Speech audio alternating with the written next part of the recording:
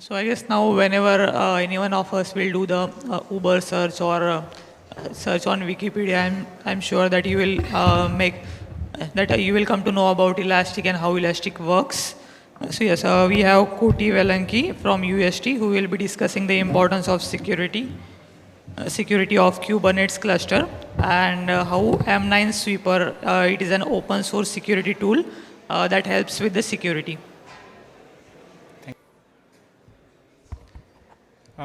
Can you all hear me?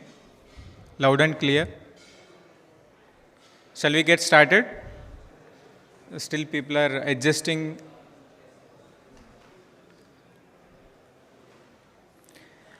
Okay. Good afternoon, everyone. So today our topic will be strengthening your Kubernetes security with Minesweeper. So what Minesweeper is, we'll come to that part later. So before it just started, so about me, my name is Koti Velanki. I'm working as a DevOps engineer for Adobe through UST. I'm an active organizer and volunteer for a couple of meetups just like KCD Mumbai. Many of the folks you might have seen me in the registration desk. So now I started like my YouTube channel called No So there I'm posting some content and these are my mail IDs. So a simple agenda today.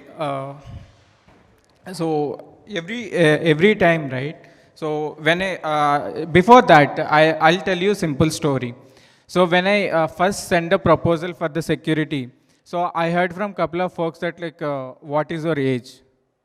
So I was wondered, like people asking my age when I say security, because every time when you go to any conference, right, all the security talks and will be delivered by expert folks who are in veterans in the industry with 25 years of 30 years of experience. Then I was a bit hesitated to say my age is 28, but still I can cover basics. I may not be expert in that domain, but still I can give some insights. So that's a background story, but still today, right? So how many of you feel security is important factor? Everyone, anyone is not thinking security is important? Everybody is agreed, right? Security is important. So half of the problem is solved. So security is important. So here comes the second thing, right? So when security is important and people like us are moving in a cloud native world, everything revolving around Kubernetes and all. So to put together in a straight words, right? So a lot of people asked me like, why you are working on Kubernetes? So I'll tell them in straight way, because I'll get a good package. I don't have any other plans, to be honest with you, right? So if your Kubernetes is in your skill set, you'll get a good package. That's my approach to Kubernetes. You might have different stories, but that is my story. So now I wanted to solve this problem called securing your Kubernetes cluster, right? So what this problem is like, when like I said, when I started this journey, I faced a lot of issues, right? So I read a lot of articles about security and how to secure these clusters and all. So when I read about this particular line, right, 80% of the Kubernetes clusters have at least one security misconfiguration. I felt like, okay, this is not a simple thing, right? 80% is not a small number. So then I dig into it. Then I got these many insights. So it's not just simple misconfiguration. When you go into it, so where and all these things are happening, right? So there are 60% of security incidents which are happening just because of the deployments. So how you deploy your application, that is one thing. Right, 70% of the images, like we are using Docker, it may be Docker image or you can store or you can build any of the images, like you can put it in ECR, ACR, whatever it may be the form, right? 70% of the images which are out there are having at least one security vulnerability. So when I go through these things, right, I realize like this is not a problem, there are problems. Right? Then again, so if you have these many problems, we need to find out the solution, right? So then again, like many of you, I started my answers by just Googling. And I did like around 8 days to 10 days of research. Then I found these articles. So all these articles were telling these are the popular Kubernetes security tools. Here comes the big hurdle for me. See, now industry becoming like if you are a developer or DevOps engineer, no matter what. So your designation might be as simple as that. But if you see and look at the stack, right? If you are a developer, you need to deal with front end, back end, lot of stuff. In DevOps, you'll have a list of Git, Docker, Kubernetes, and cloud. Lot of things are happening. In that, when I found out this, again, so 6 different tools I need to learn just to solve one problem called Kubernetes security. Then I was like, okay, it may take some years or something. Then I thought, okay, just I'll give you a brief about what these tools are, right? So if you remember this slide of problems, right? So how these problem solutions or popular tools are fitting into the solution, right? So if you just compare this slide, so whatever the issue we are facing with misconfigured deployments, that can be resolved using kubesec. Okay, and whatever the container images scanning we talked about, this can be deal with Trivi or there is a tool called Sneak. So we can make use of and we can get rid of it. And we talked about CAS benchmarks. If you wanted to make sure that whatever the configurations which you have are in line with CAS benchmarks, that can be made sure by using KubeBench. And if you wanted to do some penetration testing on your cluster before you move out of your organization or you want to make it public or any other purpose, so that penetration testing can be done using KubeHunter, right? And there is a nowadays policy as a code. Before this talk, I was having conversation with people from Nirmata, the people who build policy tool called Kyverno. And Gatekeeper is an alternative, right? To put an example, right? So whenever you wanted to create a resource in your cluster, so you need to make sure that all the sufficient permissions are there. For example, I'm creating a simple pod, right? If there is a rule telling that when you want to create a pod, you need to give a proper label. So what this Gatekeeper or Kyverno will do is, it will make sure that you are abiding that particular rules. It's a basically rule book. Everybody who is using the Kubernetes resources has to follow that. So that thing can be solved by using this tool. And finally, so Falco, when you, it's like intrusion detection in a entire cluster. So if you want to get notified on each and everything what is happening in your cluster, whether it can be a simple pod creation or a new deployment, changes. So any sort of activity that is happening around the cluster that can be monitored and get alerted using Falco sort of tool. So now again, like I said, so 6 different problems we have and 6 different solutions we have. So now, when I started my journey to search, like I felt, because I felt this big difficulty. I don't know how many of you folks feel using these 6 tools are difficult? Agreed, at least managing 6 additional tools is difficult, right? So then comes the surprise, right? So before that, so I just summarize. So securing deployments with kubesec, all these 6 tools. So these are the tasks that these tools are doing, right? So 6 problems, 6 solutions, 6 tools. I started thinking and finally I got a surprise. So surprise, now it's not 6 tools, 6 in 1 tool. That tool is called m9sweeper. So right, why and how, right? So when we say we are integrating these, we understood the importance of these 6 tools, what these 6 tools are doing, right? Our idea is very simple. So we wanted to build one open source product which is helpful for everyone. Then we started digging around it, like we need to make this helpful, or like how we can build a wonderful or powerful product. So then we got a conclusion that no need to make wonders, right? Get the insights and tools which are widely accepted by the community. So we talked about tools. All those tools are open source tools. All are backed by CNCF. So whether it can be Gatekeeper, Kivano, CubeSafe, KubeHunter, KubeBench, all are open source and all are backed by CNCF. So that is where we baseline them, right, on the basis of community and the great support which we are getting. So we have utilized that space and we built Minesweeper on top of it, right? So again, a simple thing like you see in any new tool, right? We'll say a tool of tools. It's an easy to install, but yes, truly it is a easy to install tool. And everything you see in Minesweeper is a Helm chart. So whatever the tools we are installing, and we are even customizing new scanners and the stuff.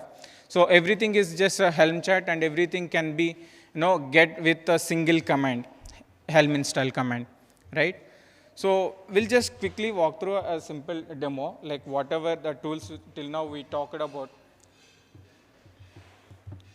So everybody can see this, right? So it's a multi-cluster based, right? So if you want to create multiple groups, you can create a group here. And then if you want to have a dev, a QE, a stage, production, different clusters, you can all add them in a different groups, right? So for now, I have only one cluster called dev. So when I log in, right, so these are the tools which I'm talking about, right? So currently, it is just a simple insight on how many images are there in the cluster, and what are the vulnerabilities those has, and what are the policy violations, like we talked about in make use of Gatekeeper or Kivano, right? So then comes the cluster info. So here we'll have basically your kubeconfig file. So to bring this up, right, we only need two different things. One, your kubeconfig file, and then Helm to be installed. So those are the two prerequisites. And then, so in images section, we'll have all the images, right? In the entire cluster, what are the images are running. If you want to do an analysis on that, you can do that. Like, what is my image status and the stuff. Right? In workloads, again, we'll have images, but here it's in a proper order based on the namespaces. In which namespaces I'm having which images, right? So like I said, Gatekeeper. So if you see the simple example, right? So this one I talked about. When you create any resource, so if I specify a rule that K8 requires label, so when I try to create a particular new resource, new pod, it will expect a label. If I don't provide any label, then it will comes under the violations, right? So that is how it will make sure that you are following our rule book. So next comes the kubesec. Kubesec is like you can scan your entire cluster by providing your YAML or images, right? When you deployed your workloads already into the cluster, you can get them by this. Choose pods from a cluster based on the namespaces you can filter. So for example, in default namespaces, right, I'll see I don't have any pods, so I'll Gatekeeper system.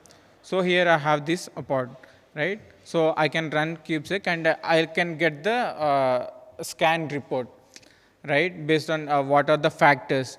So if the score is too low, it will not allow you to create a resource, right? So the same thing without deploying, if you want to do it before, you can do that so by creating.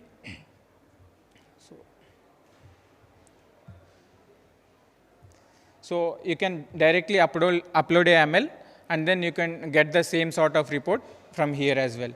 So finally, KubeHunter. like I talked about, right?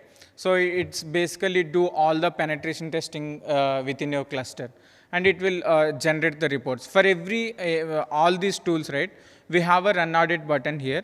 So what it will do, if you want to scan your cluster on a regular basis, right?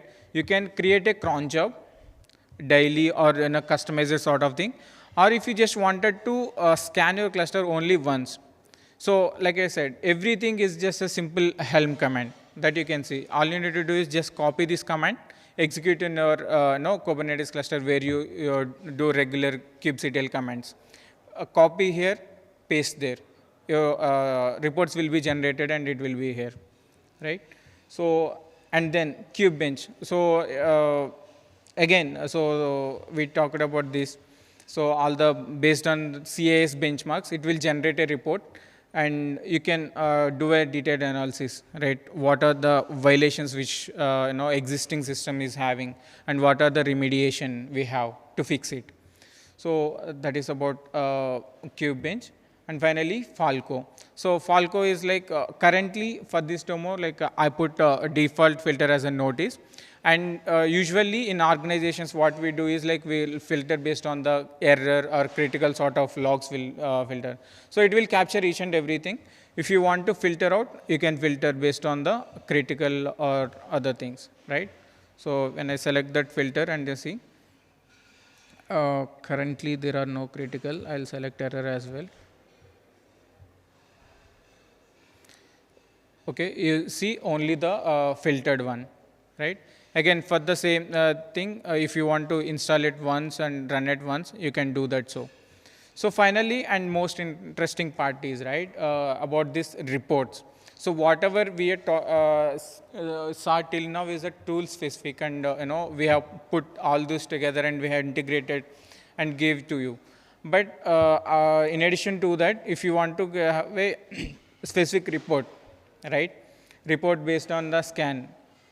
So based on the image and everything, we have filters. So in particular namespace, for example, a kubepublic, I wanted to see what are the images and that particular vulnerabilities, right? So I can get those, right? So I'll select a couple of others. And for everything, you can download the report. So by clicking on this. So it will export all these reports and you can visualize it in a more decent way. So and then these all are different visualization acts. So vulnerability by visualization. So from the over the month, right? Initially the expected thing is like today the starting of the month you have 100 vulnerabilities in your cluster. End of the month it has to be 99 or less. It shouldn't be 101. So ideally. So if that is, those kind of tracking we can get by using these reports, right? So and then verse CVE by image. So everything is just reports, right? So finally we have organizational settings. If you want to create multiple users in the system, right? So that can be done from here. Yeah, that's it about this tool. And any queries? Anything? Yes.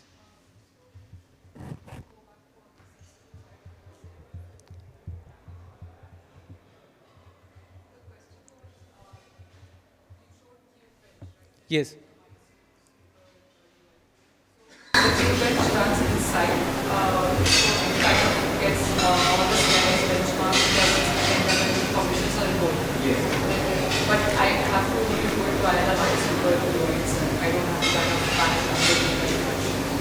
Everything is under one umbrella, which is m9sweeper. So the question is, everything, all the tools, the 6 tools, they are integrated. Yes. So we have installed them via Helm inside m9sweeper, and those are all individual tools. Yes. And they will still run as they run individually. But we are getting you under the m9sweeper. Is that correct? Yes, yes, correct. Everything is by default, you will not get all these things, whatever the reports are getting.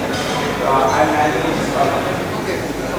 So if you don't want to make it a 6 tools, you want only 4 tools, you can make it. And and still the reports are generating that you will get. If you want only get this only then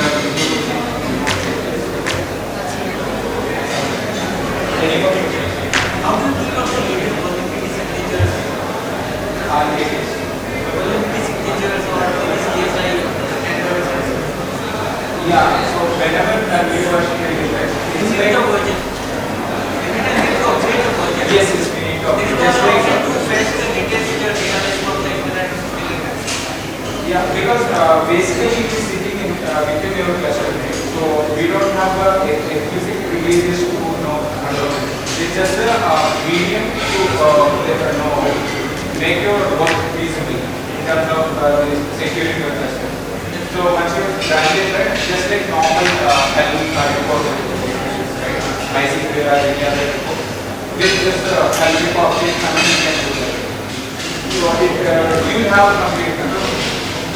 So if I deploy via RDC, configure RDC, and kind of manage my health charts with that, I can actually still keep it up to date. Because RDC needs a background that can see your health charts.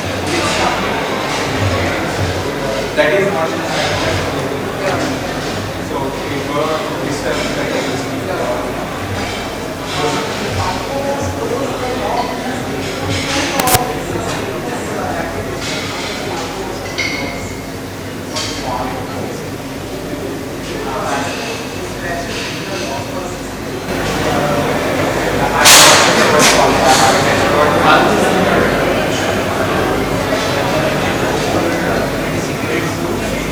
I got it. Yeah. As to if Falco application crashes, will the logs which were generated would it persist or not? That was my problem. I'll check the log documents. any more questions? Yeah, it's completely open. And how many rows does it support currently? So 6 rows. Is that the limit of There is no limit as of now. Like I said, but Taiwan was supported, right?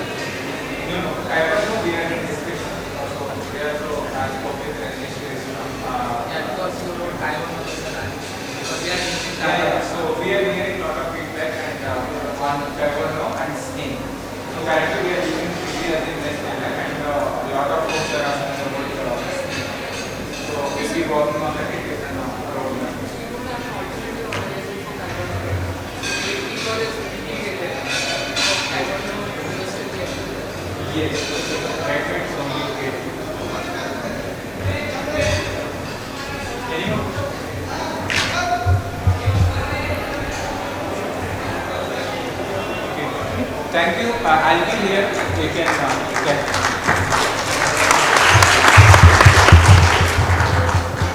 Yeah. Thank you, Koti, for this wonderful session.